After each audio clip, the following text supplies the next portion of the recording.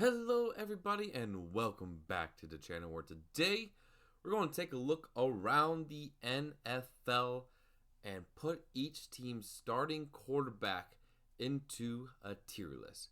We have our 7 tiers here. We have elite, reserved for the best of the best quarterbacks, guys that can elevate a mid-roster to Super Bowl contenders. We got stars, guys who can do the same thing as elite guys can do, but might not have done it for as many years, or I project to be star quarterbacks in the future. We have good quarterbacks, teams that you can win the Super Bowl with, but have to have a good situation around them as well. Then we have you guys who are just really solid starting quarterbacks. I have the rookies separated into their own tier because I don't think it's really fair to compare rookies who have never played in the NFL to established vets. We have the Browns situation, which I'll get into when we talk about the Cleveland Browns. And then we have teams in a bad quarterback situation. So let's go ahead and get started here. First team here is the Buffalo Bills, who have Josh Allen as their starting quarterback. And yeah, no, dude is elite. One of the top 3 quarterbacks in the league right now.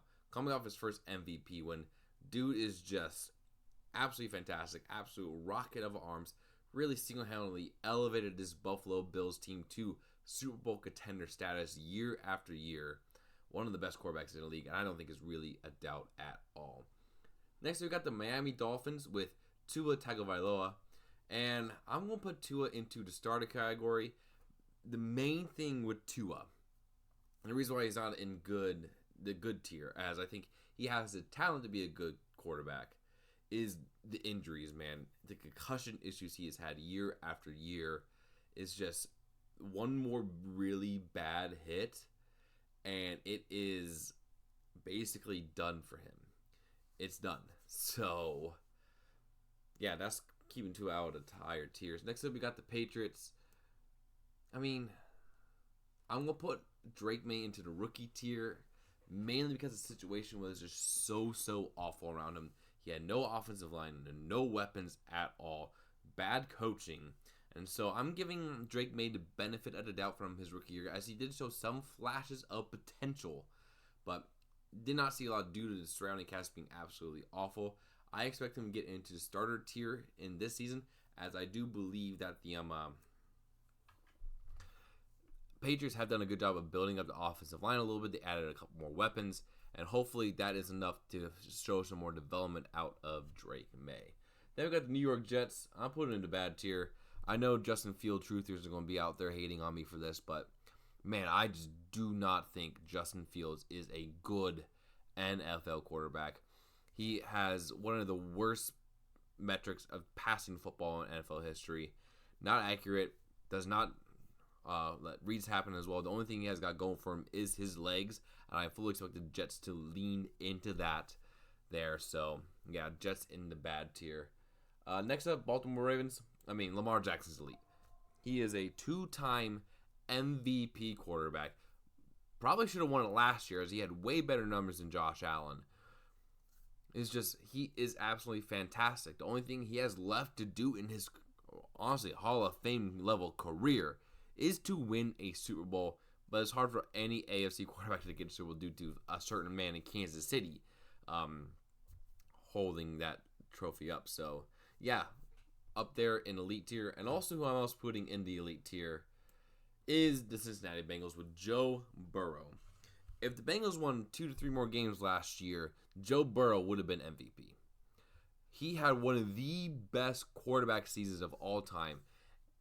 And when Joe Burrow is fully healthy for a full year, he is one of the game's top quarterbacks, and there is no doubt about that. Last year, he was absolutely a fantastic quarterback, and yeah, he is very fun to watch, but man, I am worried about that defense. Next up, we have the Cleveland Browns, who I'm putting here in this middle tier, because I don't know who their starting quarterback is going to be. They got 2 veterans that will put them in the bad tier in terms of starting with Joe Flacco and Kenny Pickett. Joe Flacco is just old. Kenny Pickett is Kenny Pickett. But they also have 2 rookies that could potentially win a starting job with Dylan Gabriel out of Oregon and Shedeur Sanders. And so that's why they're kind of in their own tier of limbo here between rookie and bad, because like if they go with Pickett or Flacco, I think they're bad.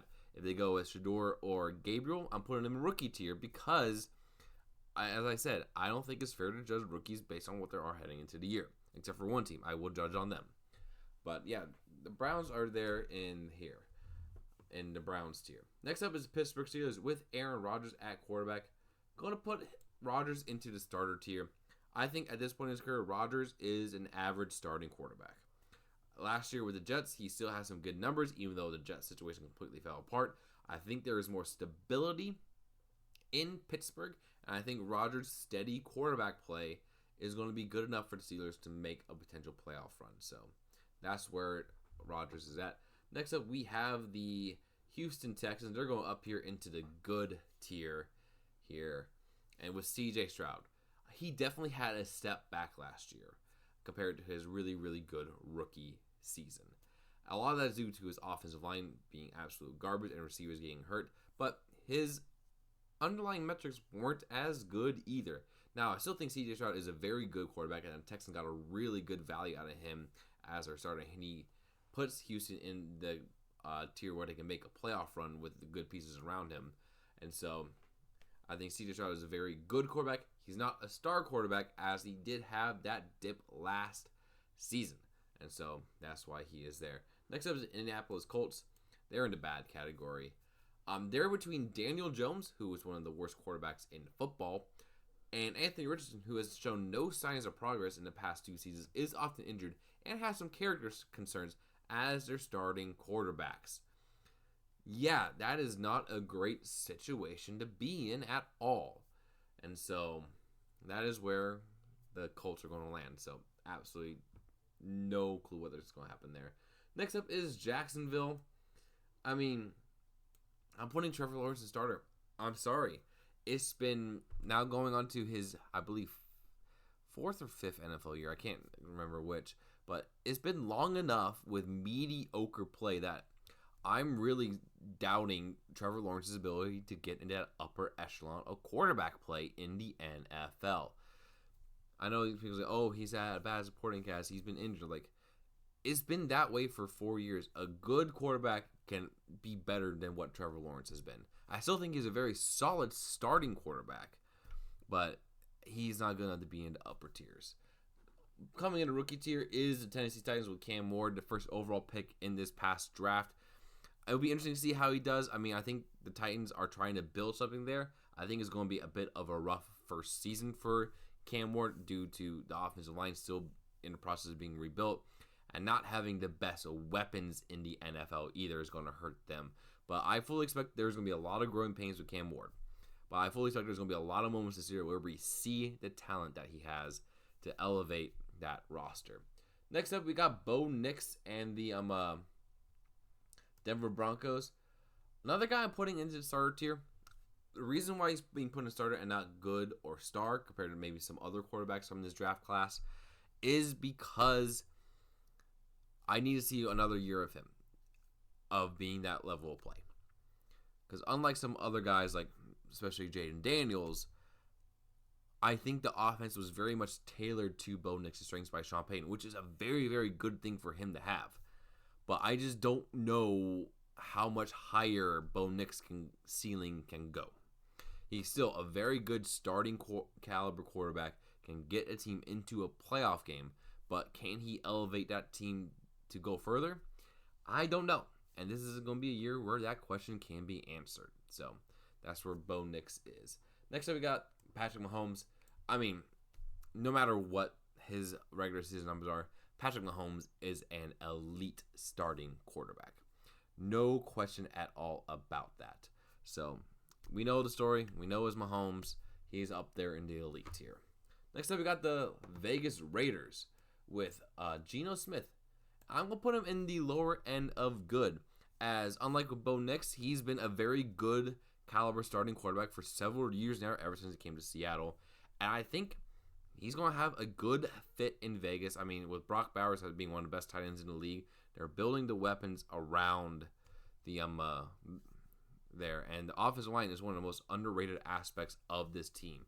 So I think Geno Smith is going to be a very good quarterback for the Raiders and make it that much harder for the Chiefs to win the division. Next up, we have Justin Herbert, who I'm putting into the start tier. I know with the playoff game last year, people are memeing a lot on Justin Herbert, but still, this dude is one of the most talented quarterbacks in the NFL right now. Obviously, he's not an elite caliber quarterback due to his failures in the playoffs, but still, dude is a star quarterback. Also going into the good tier is Dak Prescott. Dude is a good regular season quarterback that can elevate his team to playoff bursts, but he just can't get it done in the playoffs. So that's why he is in the good tier. Next up, New York Giants with Russell Wilson. Put them in the starter tier. Russell is still a starting caliber quarterback there. He's not as good as he once was. Still has a good deep ball, but I think he's going to be okay for the Giants. I mean, he's kind of like the same as like Aaron Rodgers level. I think a little worse though.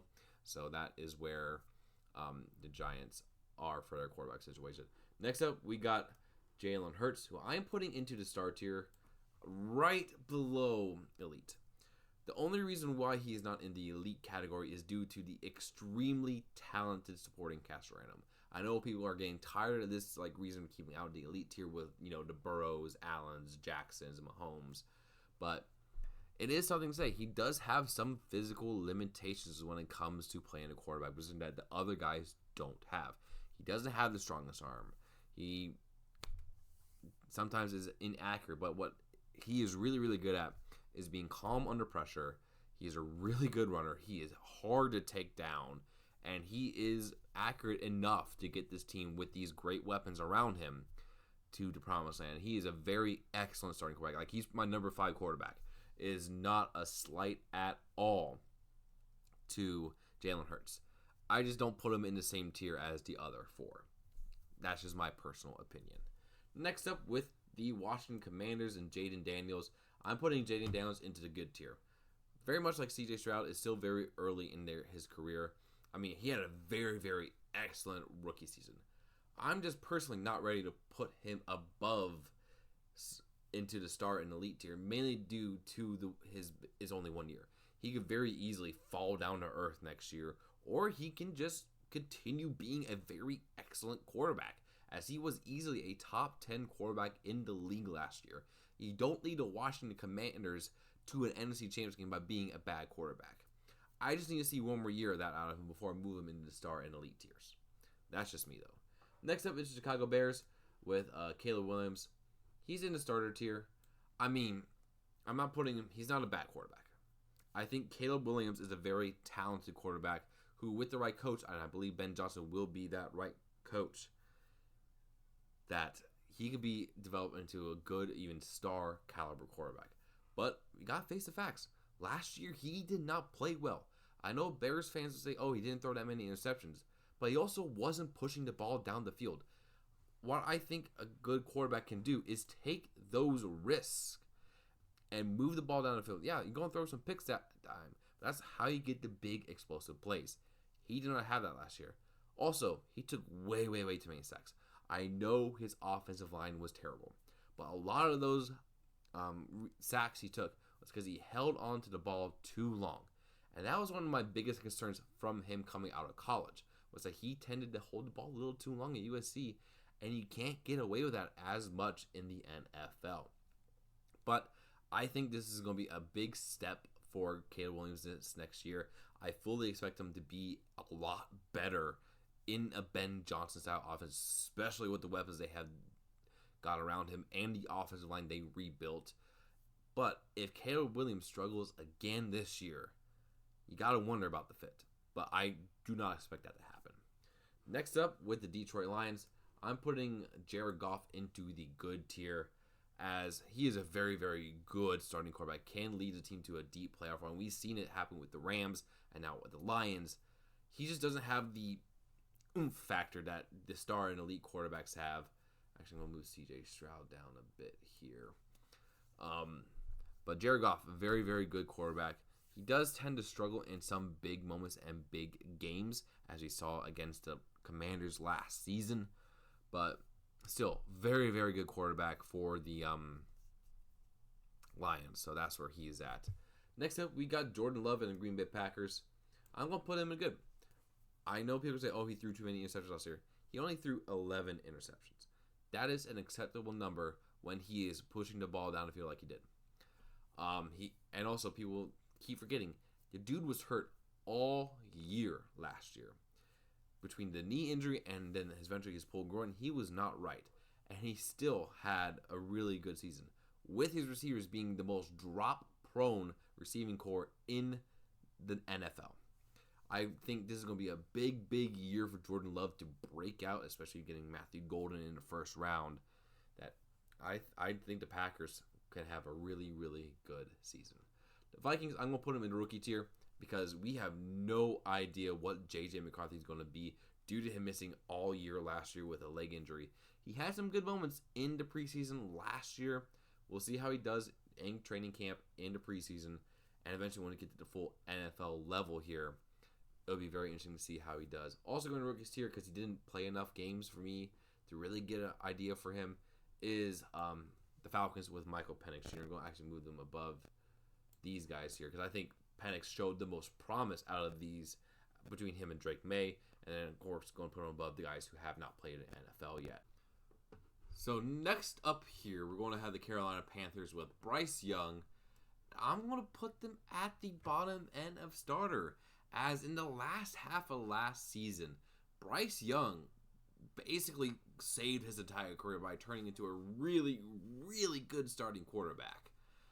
Now, the only question is, will this continue into next year as well? Or will Bryce be the same quarterback we saw for the first year and a half of his career? I'm betting that he will continue this path of development and growth, especially getting a weapon like Ted McMillan in the draft was a very smart move by Carolina. So that's where he's going to be at there. Next up, we have the Saints. I'm putting them in the Browns tier. Actually, no, I'm putting them in the bad tier because right now they're putting Tyler Shuck as their starting quarterback.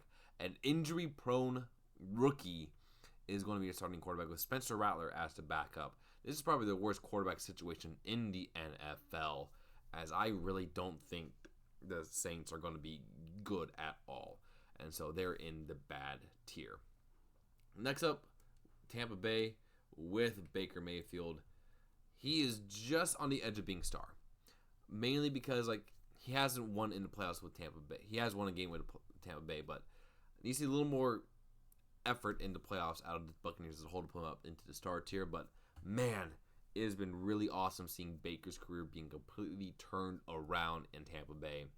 Really has gotten this team in contention again for especially for division and deep playoffs run. So it was very, very good there to see out of Baker Mayfield. Next up, we have the Cardinals with Kyler Murray. I'm not a big Kyler Murray guy. Last year was kind of like my make or break year in determining if he's going to be a good or just an average quarterback. And he did not play that well. Him and Marvin Harrison Jr. were never on the same page at all. And it's just very, very disappointing coming out of Arizona.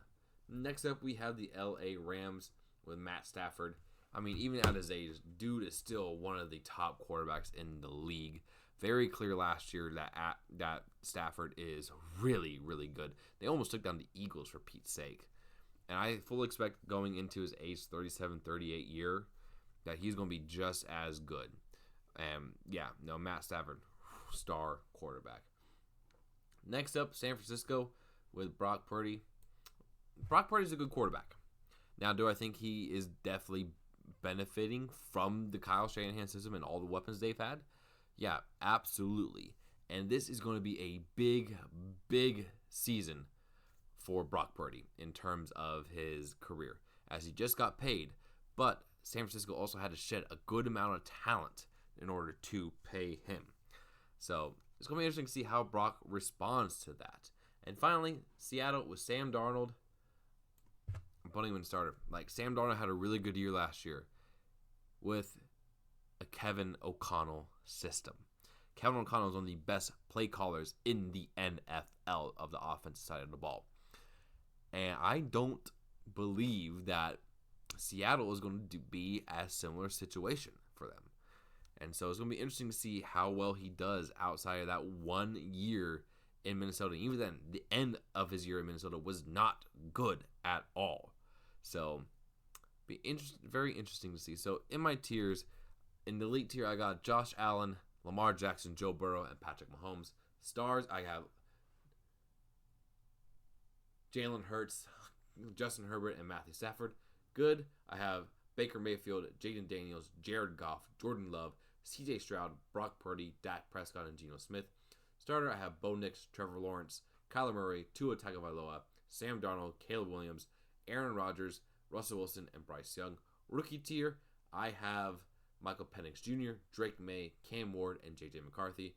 Browns, they're in their own tier with whoever they decide to start. And bad, I have Justin Fields, Anthony Richardson, and Tyler Shuck. Let me know what you guys think down in the comments below, and I'll see you in the next one. Peace.